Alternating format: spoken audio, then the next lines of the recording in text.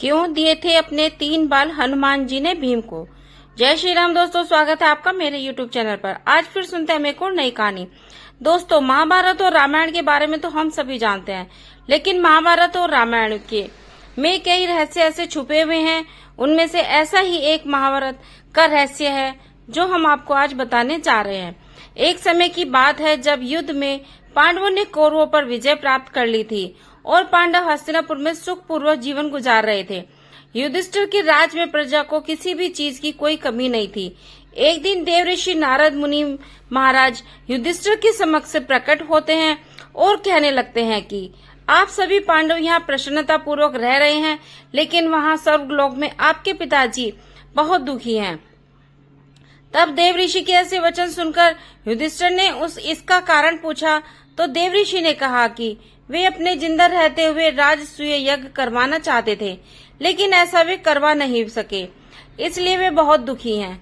तब महाराज युधिष्ठिर, आपको आपके पिता की आत्मा की शांति के लिए यह यज्ञ करवाना चाहिए। तब नारद जी के ऐसे वचन सुनकर युधिष्ठिर ने अपने पिता की आत्मा शांति के लिए राजसूय यज्ञ करने की घोषणा कर दी। तब इसके बाद इसके लिए उन्होंने नारद जी के परामर्श पर भगवान शिव के परम भक्त ऋषि पुरुष मृगा को आमंत्रित करने का फैसला लिया। ऋषि पुरुष मृगा जन्म से आधे पुरुष शरीर के थे तथा नीचे से उनके पैर मृग का था, लेकिन वे कहाँ रहते थे यह किसी को पता नहीं था। ऐसे में युधिष्ठिर ने उन्हें ढूंढकर यज्ञ में आमंत्रित करने के लिए भीम को इसकी जिम्मेदारी सौंपी और भीम ने अपने बड़े भ्राता की आज्ञा का पालन करते हुए ऋषि पुरुष मृगा को खोजने निकल पड़े। तब खोजते खोजते वे घने जंगलों में पहुंच गए। जंगल में चलते वक्त भीम को मार्ग में हनुमान जी दिखाई दिए, जिन्होंने भीम के घमंड को चूर किया। दोस्तों, यह कथा भी हम आपको बताते हैं। हनुमान जी पवन पुत्र कहलाते हैं और भीम भी पवन पुत्र हैं, तो इस नाते भीम हनुमान जी के भाई ही हुए। जब भीम ऋषि को खोजते हुए जंगल में पहुंच गए, तब भीम ने लेटे हुए हनुमान जी को बंदर समझकर उनसे अपनी पूंछ हटाने के लिए कहा। तब बंदर ने चुनौती देते हुए कहा कि अगर वह उसकी पूंछ हटा सकते हैं तो हटा दे, लेकिन भीम उनकी पूंछ को हिला भी नहीं पाए। तब जाकर उन्हें एहसास हुआ कि यह कोई साधारण बंदर नहीं है, यह बंदर और कोई नहीं बल्कि हनुमान जी थे। भीम ने यह जानकर हनुमान जी से क्षमा मांगी। दोस्तों, क्षमा मांगने के बाद जब भीम ने हनुमान जी को अपने जंगल में भटकने का उद्देश्य बताया, तब कुछ विचार करने के बाद हनुमान जी ने भीम को अपने शरीर के 3 बाल दिए और कहा कि इन्हें अपने पास रखना, क्योंकि संकट के समय में ये तुम्हारे काम आएंगे। दोस्तों, उसके बाद भीम ने हनुमान जी के ये 3 बाल अपने पास सुरक्षित रख लिए और फिर वे चल पड़े ऋषि मृग को ढूंढने के लिए। कुछ दूर जाने के बाद ही भीम को भगवान शिव जी के परम भक्त पुरुष मृगा मिल गए, जो महादेव शिव जी की स्तुति कर रहे थे। भीम ने उनके पास जाकर उन्हें प्रणाम किया तथा अपने आने का प्रयोजन बताया। इस पर ऋषि पुरुष मृगा भी उनके साथ चलने के लिए राजी तो हो गए हैं, लेकिन उन्होंने उनके सामने एक शर्त रख दी। दोस्तों, पुरुष मृग ने यह शर्त रखी कि तुम्हें मुझसे पहले हस्तिनापुर पहुंचना होगा, नहीं तो मैं तुम्हें खो जाऊंगा। भीम ने थोड़ी देर विचार करने के बाद ऋषि पुरुष मृगा की शर्त स्वीकार कर ली। शर्त स्वीकार करने के बाद वे अपनी पूरी शक्ति के साथ हस्तिनापुर की ओर दौड़ने लगे।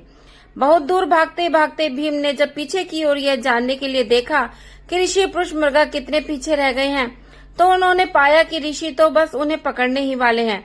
यह देख भीम चौंक गए और घबराकर अपनी पूरी शक्ति के साथ शीघ्रता से भागने लगे, लेकिन हर बार पीछे देखने पर उन्हें ऋषि मृगा उनके बिल्कुल पास नजर आते थे। तब भागते भागते तभी भीम को हनुमान जी के दिए हुए उन 3 बालों की याद आ गई। अब हनुमान जी ने कहा था कि जब संकट काल में हो तो ये तुम्हारे काम आएंगे। भीम ने उनमें से एक बाल दौड़ते दौड़ते जमीन पर फेंक दिया। यह बाल जमीन में गिरते ही लाखों शिवलिंगों में परिवर्तित हो गया। भगवान शिव के परम भक्त होने के कारण ऋषि पुरुष मृगा मार्ग में आए प्रत्येक शिवलिंग को प्रणाम करते हुए आगे बढ़ने लगे। इसके चलते भीम को दूर तक भागने का मौका मिल गया। कुंती पुत्र भीम लगातार भागते रहे। फिर जब भीम को लगा कि ऋषि अब फिर से उन्हें पकड़ने ही लगे हैं, तो उन्होंने फिर से एक बाल गिरा दिया और अब वह बाल फिर से बहुत सारे शिवलिंगों में परिवर्तित हो गया। इस प्रकार से भीम ने ऐसा 3 बार किया। अंत में जब भीम हस्तिनापुर के द्वार में घुसने ही वाले थे कि ऋषि पुरुष मृगा उन्हें पकड़ने के लिए दौड़े और उन्होंने पकड़ ही लिया था कि तभी भीम ने छलांग लगाई और उनका बस पैर ही द्वार के बाहर रह गया था। इस पर पुरुष मृगा उन्हें पकड़ते हुए खाना चाहा, लेकिन उसी दौरान भगवान कृष्ण और युधिष्ठिर द्वार पर पहुंच गए और दोनों ने देखकर युधिष्ठिर ने भी पुरुष मृगा से बहस करनी शुरू कर दी। तब युधिष्ठिर ने पुरुष मृगा से कहा कि शर्त अनुसार इसका पैर द्वार के बाहर ही था, अतः यह पहुंच नहीं पाया है, ऐसे में मैं इसे खाऊंगा। फिर भी हे धर्मराज, तुम न्याय करने के लिए स्वतंत्र हो। ऐसे वचन सुनकर युधिष्ठिर ने ऋषि पुरुष मृगा से कहा कि भीम के केवल पैर ही द्वार के बाहर रह गए हैं, बाकी संपूर्ण शरीर तो द्वार के अंदर ही है, अतः आप भीम के केवल पैर ही खा सकते हैं। ऐसा सुनकर युधिष्ठिर के न्याय से ऋषि पुरुष मृगा प्रसन्न हुए तथा उन्होंने भीम को जीवन दान दे दिया। इसके बाद ऋषि ने यज्ञ संपन्न करवाया और सबको आशीर्वाद दिया। दोस्तों, हनुमान जी शिव जी का ही अंश है, इसलिए उनके एक बाल से अनेकों शिवलिंग बन गए थे। इसीलिए दोस्तों, जब हम हनुमान जी की पूजा करते हैं तो उस पूजा से शिव जी और राम जी दोनों ही भगवान खुश होते हैं और हमें कभी भी किसी भी चीज की कोई कमी नहीं होने देते। दोस्तों, दूसरी कथा से भी हमें यह शिक्षा मिलती है कि हमें कभी भी अपनी दौलत और ताकत पर घमंड नहीं करना चाहिए। Thanks for watching friends. आशा करती हूँ मेरी वीडियो आपको पसंद आई होगी, तो प्लीज वीडियो को लाइक करें, शेयर करें, चैनल को सब्सक्राइब करें और बेल आइकन पर क्लिक करें ताकि मेरी नोटिफिकेशन आपको मिल जाए। सब्सक्राइब करने के कोई पैसे नहीं लगते हैं दोस्तों, सब्सक्राइब करिए, please support me. Bye bye, take care.